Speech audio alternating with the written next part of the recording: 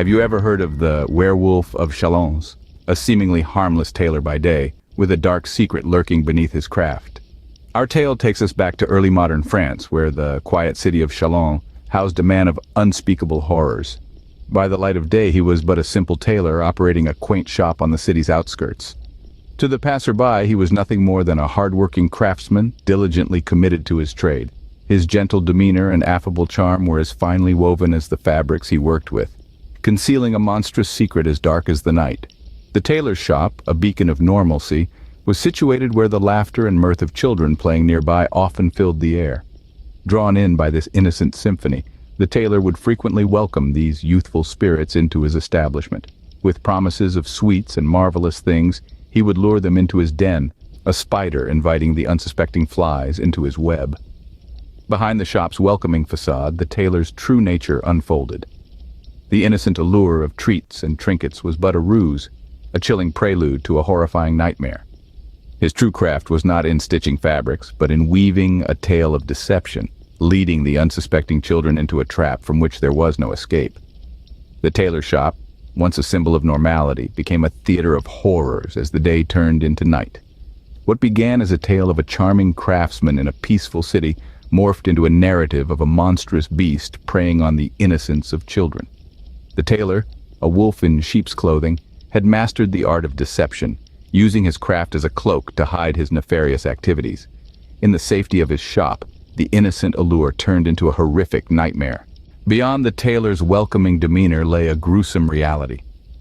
A tale of terror so chilling it would freeze the blood in your veins.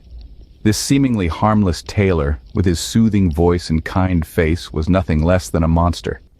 His shop, a beacon of trust and craftsmanship, was the stage for his heinous acts. The innocent laughter of children playing carefree outside his shop was music to his ears, but not for the reasons one might think. Their joy was the siren's call that drew him out, luring them into his den of horrors with promises of sweets and wonders. Once inside, the true face of the beast was revealed. His vile acts were beyond comprehension. He would violate these innocent souls, their pleas for mercy falling on deaf ears. Then, with the cold precision of a seasoned butcher, he would slit their throats. The life would drain from their eyes, their last moments filled with sheer terror and pain. The tailor's expertise with a blade was not limited to fabrics. He would then dismember their tiny bodies, each piece meticulously cut and prepared for storage. His cellar, a place no one had reason to suspect, held barrels filled with these horrifying trophies of his monstrous appetite. His depravity knew no bounds. Some stories whisper of unspeakable acts he committed before the final act of butchery, a terrifying dance of death and pleasure. The tailor's gruesome feasts were not limited to the physical consumption of his victims. He feasted on their fear, their pain, their innocence. He was not just a murderer, he was a devourer of souls. And so, the tailor's shop, once a symbol of trust and quality, became a slaughterhouse. A place where innocence was lost and unspeakable horrors were committed. A place of death, hidden beneath the guise of everyday life. The barrels in his cellar held a secret far too horrifying to imagine. His monstrous deeds were not confined to the walls of his shop. Indeed, the demon tailor's reign of terror extended far beyond the confines of his tailor's shop, reaching into the heart of the nearby forest, where he committed acts so heinous they are almost beyond comprehension. In this secluded wilderness, our villain underwent a transformation. No longer the tailor, he assumed the form of a menacing wolf. The forest, with its dense foliage and dark shadows, became his hunting ground. Here he stalked lost travelers, his eyes gleaming with a predatory hunger, his mind filled with a chilling intent. Imagine the horror of these unsuspecting victims, the dawning realization of their fate as they heard the low growl, saw the flash of sharp fangs in the moonlight. The demon tailor, now the werewolf of Chalons, would pounce, tearing at their throats with a savage delight. His appetite was insatiable, his acts of violence relentless. But why the transformation, you might ask? Why the need to become a wolf? Perhaps it was a twisted form of camouflage, a way to blend in with the natural predators of the forest. Or perhaps it was a perverse satisfaction derived from the hunt, the chase, the kill. The truth, however, might be far simpler and far more horrifying. It was perhaps a manifestation of his inner beast, a physical form for the monster that lived within his soul. Unlike his city victims, these unfortunate souls were not carried back to his shop for butchering. No, in the forest he consumed them where they fell, a grisly feast under the canopy of the silent trees. His urban activities may have aroused suspicion, but in the forest, he was free to indulge his monstrous cravings without fear of discovery. In the silent forest, the werewolf of Chalons found his second hunting ground.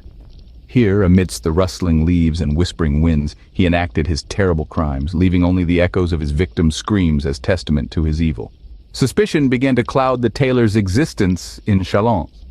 Whispers swirled like a chilling wind, their icy fingers touching every corner of the city. The tailor, once a figure of benign intrigue, was now seen as an enigma draped in a cloak of dread. The laughter of children, once a merry symphony outside his shop, dwindled to a haunting silence. The city's pulse quickened as the tailor's actions came under scrutiny. Strange comings and goings at odd hours, coupled with the disappearance of numerous children, cast a long, ominous shadow over his shop. The townsfolk, once oblivious, now wore expressions of fear and suspicion. Their concerns, however, were not unfounded. The tailor, a master of deception, had woven a dark tapestry of horror beneath their very noses. A search was launched, a quest to unveil the truth beneath the tailor's enigmatic facade. As the cellar door creaked open, a wave of dread washed over the search party. The sight that greeted them was nothing short of a nightmare. Barrels, once thought to hold harmless textiles, were now revealed as repositories of death.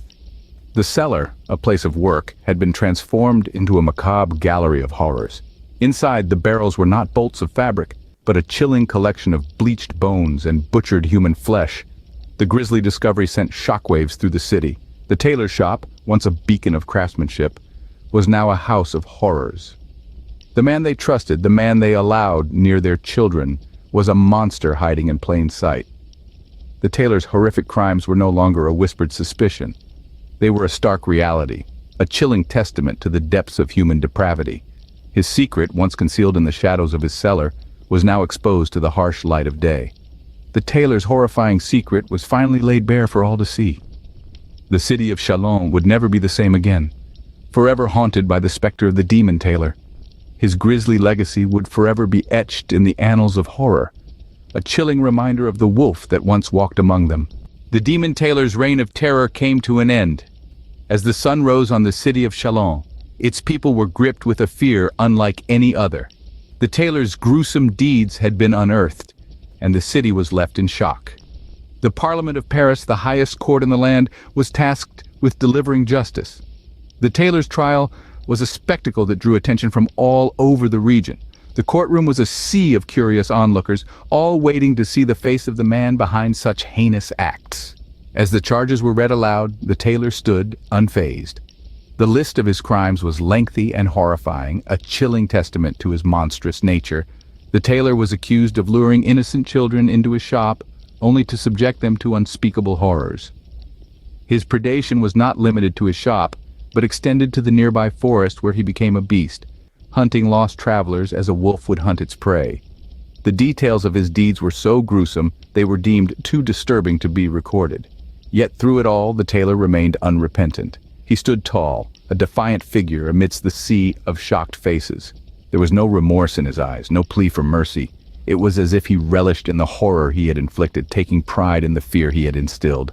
His conviction was swift and unanimous. The sentence, death by burning at the stake. As the flames licked at his body, the tailor remained steadfast. He met his end with the same unrepentant attitude he had shown throughout his trial. His last words were said to be curses and blasphemies spat into the face of the horrified crowd. In the flames of the stake, the werewolf of Chalons met his gruesome end, leaving behind a chilling tale of horror. And so, the tale of the demon tailor, the werewolf of Chalons, was seared into the annals of history, a grim reminder of the darkness that can lurk within the human soul.